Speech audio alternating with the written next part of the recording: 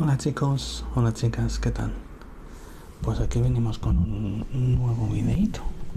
Y es un vídeo que en realidad es un poco absurdo, ¿vale? Porque trata un tema, bueno, de química, pero que os puede parecer muy tonto, pero que a mí me ha hecho gracia las relaciones que tiene, ¿vale? Y voy a hablar de algo tan absurdo como el bicarbonato sódico. Sin más. Si ya os aburro este tema, pues dejadlo, pero yo os digo que es más interesante de lo que parece. Pues nada, antes de empezar ya sabéis que tenéis aquí abajo el enlace de los canales que yo sigo.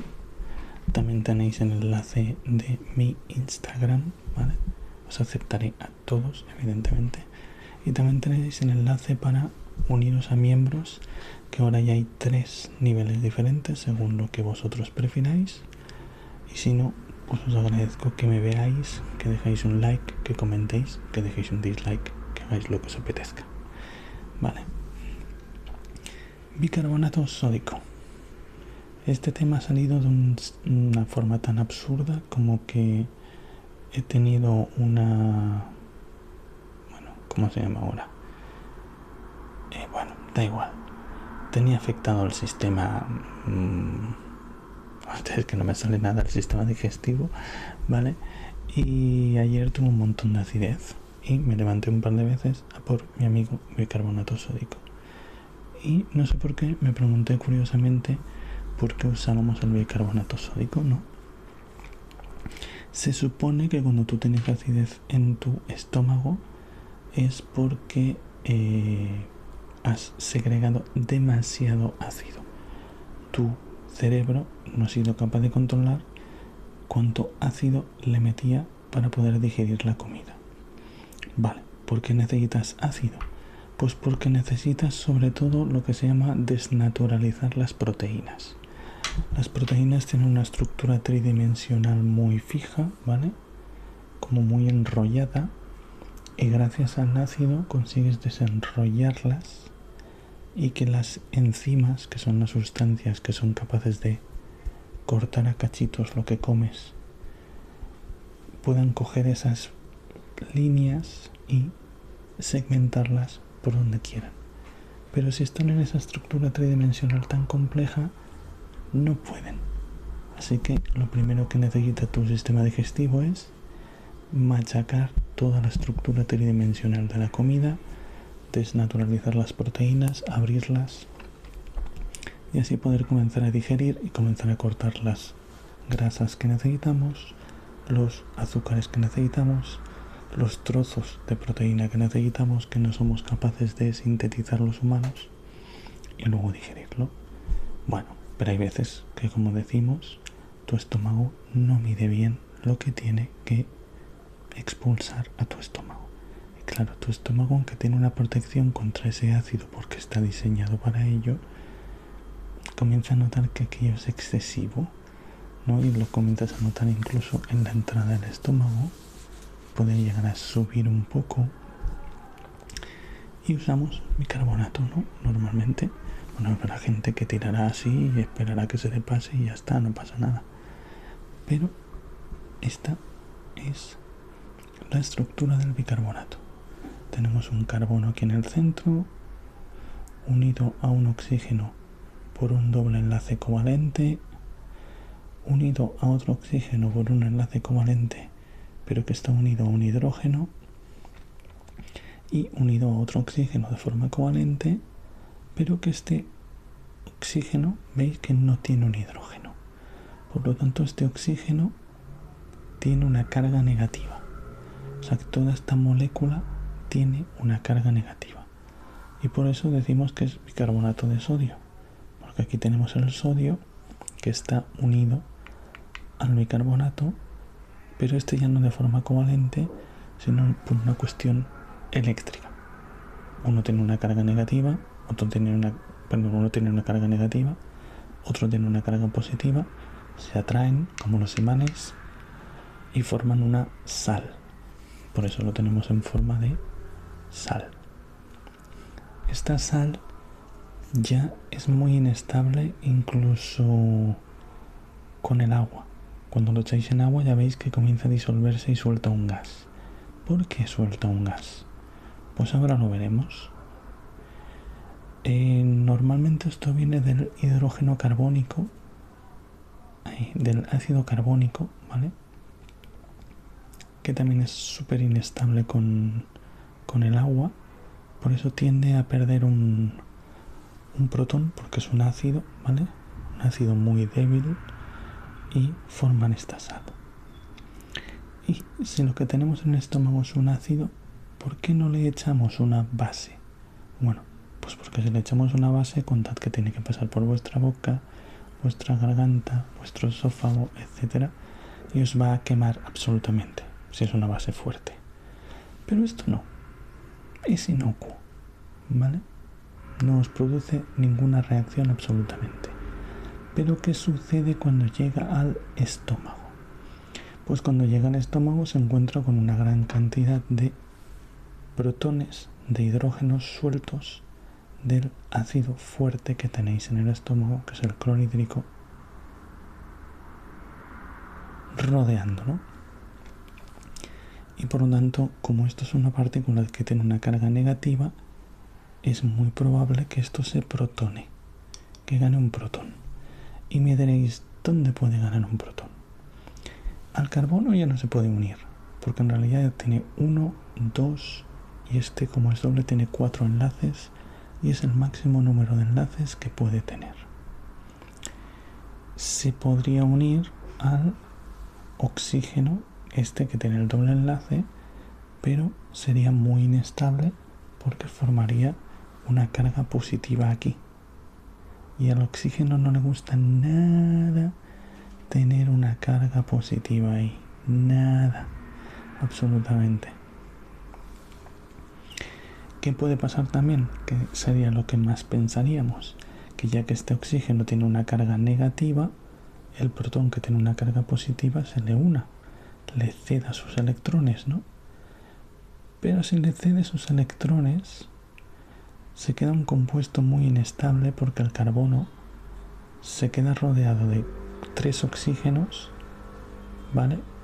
Necesitados de carga eléctrica que tiran hacia ellos de esa carga eléctrica, y el carbono quedaría como demasiado cargado positivamente. Pero es una reacción posible.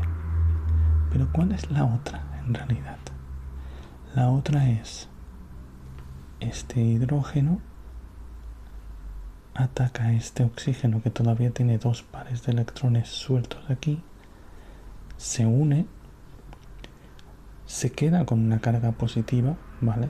No pasa nada porque ya la molécula tenía una carga positiva, pero es que este oxígeno puede hacer una cosa que es muy curiosa, que es, ya que yo le he dado mis electrones a el hidrógeno, se los robo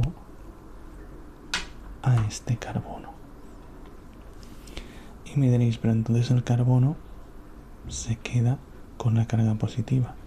Ya, pero recordad que esto tiene una carga negativa. ¿Qué pasa si este tiene una carga negativa y este una positiva?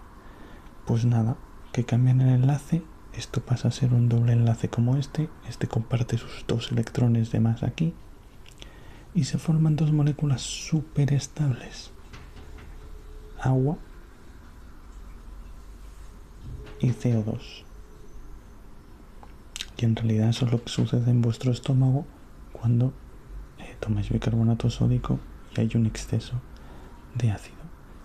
¿Y qué sucede con esto? ¿Por qué es tan efectiva la reacción? Pues es tan efectiva por un motivo, porque normalmente en las reacciones hay un equilibrio, ¿no? Hay un equilibrio entre esto y que esto vuelva a convertirse en ácido carbónico. Puede estar muy desplazado hacia un lado de la reacción o hacia el otro, dependiendo de la estabilidad, pero sigue siendo un equilibrio. Ahora, hemos dicho que cuando esto se convierte en agua y CO2, ¿qué sucede con el CO2? Es gaseoso. Por lo tanto, escapa del estómago, desaparece de esa parte de la reacción y fomenta que la reacción vaya constantemente hacia ese sentido, hacia convertir en agua y CO2 todo el bicarbonato. Ya veis que es una chorrada, ¿no? Pero es que es un mecanismo que se da en la naturaleza en cantidades inmensas, ¿vale? Pensad que hay minas enormes de bicarbonato, ya sea sódico o de otro tipo, normalmente sódico, que el mármol, por ejemplo, es una sustancia que está formada por carbonatos, ¿vale? Y por eso se tendió a sustituir en las cocinas por otros materiales, ¿no? Porque el vinagre, por ejemplo, que es un ácido muy leve, pues le afectaba, ¿no? Lo descomponía. Por ejemplo, pusieron granito, que ya es diferente, ¿no? Pensad que las grandes cantidades de moluscos, etcétera, que viven en el mar, que usan para crear sus protecciones, ¿no? Las almejas, las ostras, que usan bicarbonato. Pensad que este es uno de los grandes problemas de la contaminación por combustibles fósiles en el mar. ¿Por qué?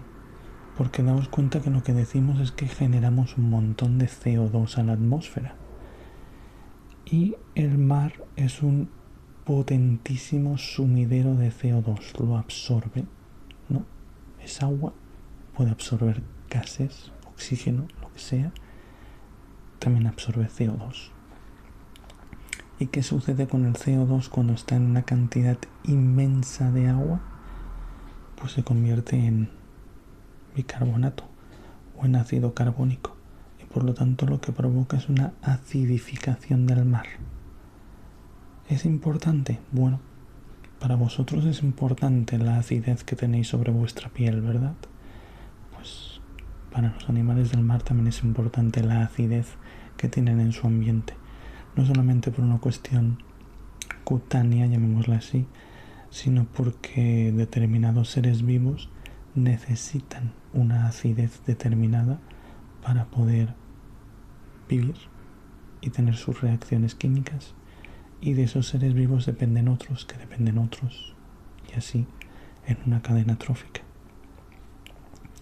Y también influye en una cosa que es más bonita, llamémosla así, que son los paisajes kársticos. Son esos paisajes que si veis, por ejemplo, el sur de Tailandia, aquí en España también hay muchos, al estar formados los suelos básicamente por bicarbonatos, el agua que se infiltra en las rocas la va disolviendo y va formando grutas y cuevas, o a veces se forman sumideros, ¿no? Habéis visto muchas veces en las noticias que de repente ha aparecido un agujero de 20 metros de ancho en el suelo, pues porque debajo se ha formado una cueva hasta que no ha soportado el techo y se ha hundido, y forman auténticos ríos subterráneos, lagos subterráneos. El paisaje en sí es chulísimo, ¿vale? Bueno, también habéis visto esos tipos de agujeros en el norte de Rusia, pero eso es más bien por haberse deshecho el hielo que sostenía precisamente el suelo a una determinada altura. O sea, básicamente allí el suelo está congelado todo el año y al deshacerse pues tiene que bajar de nivel. Pero aquí en España tenemos unos cuantos. No sabría decir por dónde, lo estudié en mi asignatura de geografía, los paisajes kársticos, y también forman las estalactitas y las estalagmitas en esas mismas cuevas que se generan precisamente por la disolución de este bicarbonato. En fin, espero que os haya resultado interesante, que os haya gustado algo, os haya entretenido, lo que sea. A mí me encanta hacer estos vídeos de química. Hasta otra.